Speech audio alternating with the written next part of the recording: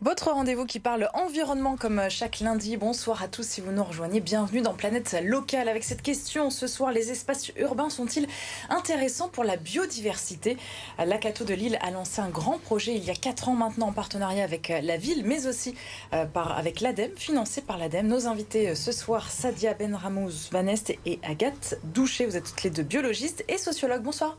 Bonsoir. Merci beaucoup d'être avec nous. Notre partenaire Terre et Territoire avec Églantine ce soir. Bonsoir Églantine. Bonsoir. On viendra sur l'une des actualités donc, du journal en fin d'émission. Alors vous parlez, avant de revenir dans le détail sur votre projet, d'interstice. C'est un peu dur à dire, c'est dur pour nous. Urbain, c'est ça? Ça veut dire quoi exactement? En fait, nous, pour le projet, on a ciblé des interstices urbains, c'est-à-dire des espaces entre deux bâtis de moins de 3000 m². Alors, petits espaces, on ne se rend pas bien compte, mais c'est petits espaces verts. Alors aménagés ou pas, mais au sein de la ville de Lille. Quand vous dites aménagé ou pas, on parle de quel type d'aménagement? Alors ça peut être un aménagement du style square, par exemple, mais ça peut être juste un espace vert où il n'y a aucun aménagement dessus. Qui n'a pas d'utilité, en fait. Si on peut dire oui. Ouais. Donc c'est une équipe de chercheurs, c'est ça, qui s'est montée en 2020. Alors vous, on me disait biologiste. Agathe, vous êtes sociologue. Pourquoi ces différents métiers? Quel était le constat déjà à l'époque? Alors, tout d'abord, c'est un projet qui a été imaginé et initié par un chercheur qui s'appelle Cédric Devigne, qui était professeur écologue au sein de notre équipe. Donc on est une équipe qui appartenant à un laboratoire interdisciplinaire qui s'appelle LITTLE, donc laboratoire interdisciplinaire des transitions de Lille. Et il est parti d'un constat qui est que effectivement la ville doit s'adapter au changement climatique, etc. Elle doit devenir plus durable. Et pour ça, il faut renaturer la ville. Donc les espaces verts sont très importants, mais souvent on s'intéresse aux grands espaces verts, aux parcs, etc. Mais les petits sont plutôt délaissés, ignorés.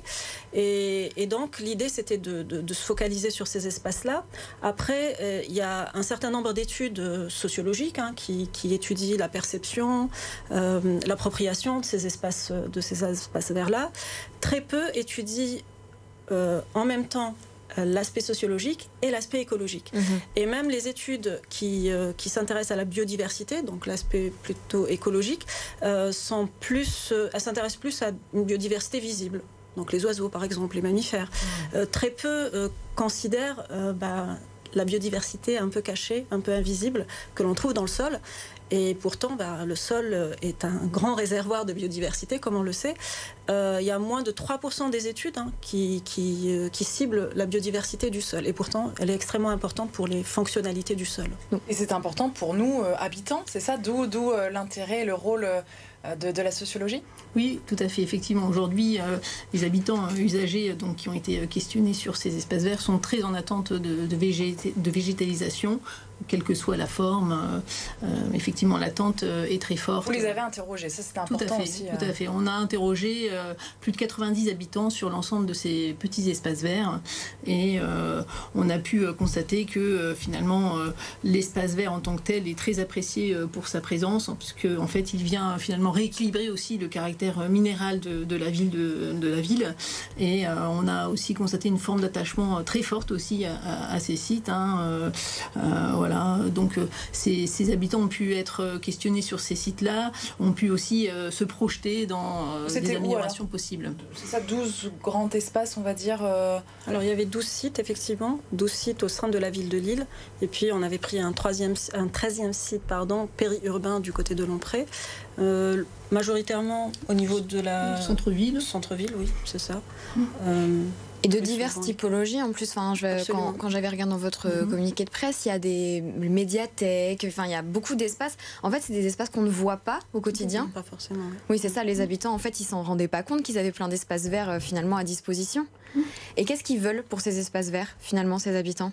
Alors, comme on disait, effectivement, ils sont en attente d'une végétalisation plus forte, d'aménagements qui favorisent la biodiversité, tels que des composts, des nichoirs à oiseaux, plein d'exemples qui ont été donnés. Donc, vraiment, avant tout, en recherche d'aménagements diversifiés pour favoriser cette biodiversité. Un aménagement aussi qui permette de favoriser l'accessibilité physique sur ces sites, avec des modalités d'accès qui soient facilitées notamment. Ah oui, parce que parfois ils n'étaient pas très accessibles vu qu'ils n'étaient pas visibles utilisés en fait. Comme par exemple effectivement le jardin de la médiathèque Jean Lévy situé dans le centre-ville de Lille. Et du coup l'intérêt biologique pour vous, qu'est-ce qu'on constate ? Est-ce que il y a quand même de la biodiversité même si on est en pleine ville ? Bien sûr, complètement. En plus, on a essayé de regarder un petit peu plusieurs échelles du vivant. Donc on a regardé la végétation. Bien sûr, on avait un botaniste qui s'appelle Philippe Jules qui travaillait là-dessus. Ensuite, il y a eu Kevin Cianfaglione. On a regardé également la macrofaune à travers un indicateur. Alors, qu'est-ce que c'est la macrofaune ? Alors la macrofaune, là, nous on est perdu. En fait, on a regardé la macrofaune, la mésofaune et les micro-organismes. Donc c'est plusieurs échelles. Et au niveau de la macrofaune, par exemple, on s'est focalisé sur les carabes qui font entre quelques millimètres et quelques centimètres. Au-dessus de 2 mm. Donc là, on parle de micro-organismes. Là, c'est plutôt la macrofaune. D'accord. Et puis, il y a la mésofaune. Là, on est plus, environ 2 mm, inférieur à 2 mm, même s'il y a des colomboles qui font peut-être un peu plus de 2 mm. Donc là, l'indicateur, c'est les colomboles. Et puis, les micro-organismes du sol. Donc ça, on est en dessous de 100 micromètres. Et là, donc on a abordé cela par différentes méthodologies. Donc pour la macrofaune et la mésofaune, c'est plus une approche naturaliste. Donc mes collègues écologues Benoît Vanet, Florian Cléty, Cédric à l'époque, ainsi que nos chargés d'études et techniciens ont fait de la détermination. Et moi, du côté micro-organismes, j'ai plutôt essayé de détecter l'ADN de ces micro-organismes-là. Et la finalité, c'est ça. Et la finalité, c'est que finalement, il y a une grande diversité. Il y a une diversité importante, en tout cas. Donc il y a un vrai intérêt biologique. Oui. Alors après, cette diversité est d'autant plus importante que la mosaïque d'habitat est importante, c'est-à-dire plus il y a une diversité d'habitats, pelouses, arbustes, etc., plus on a de diversité. Donc ça fait partie de vos recommandations, j'imagine, de diversifier en fait. Oui. Donc ça, c'est transmis à la ville. Il y aura un après, c'est ce que vous espérez ou... Alors, bien sûr, on a transmis tout ça à la ville. Je sais que ça les intéressait aussi qu'on présente aussi les résultats aux agents de la ville de Lille. Pour le moment, ça ne s'est pas encore fait. Mais nous aussi, on aimerait aller un peu plus loin, puisqu'on voit qu'il y a justement ces habitats qui sont importants. Donc, on aimerait voir un petit peu comment cette diversité, cette biodiversité est différente selon les habitats, et puis voir aussi comment elle peut coloniser des espaces déminéralisés, par exemple. Donc, bien sûr. Beaucoup. Merci mesdames d'être venues en tout cas jusqu'à nous, et on continue avec l'actu de Terre et Territoire.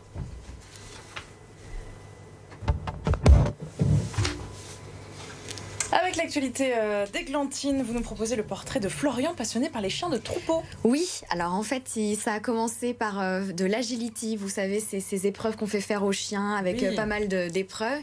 Puis il s'est intéressé aux chiens de troupeau. Et puis en fait, il est devenu berger.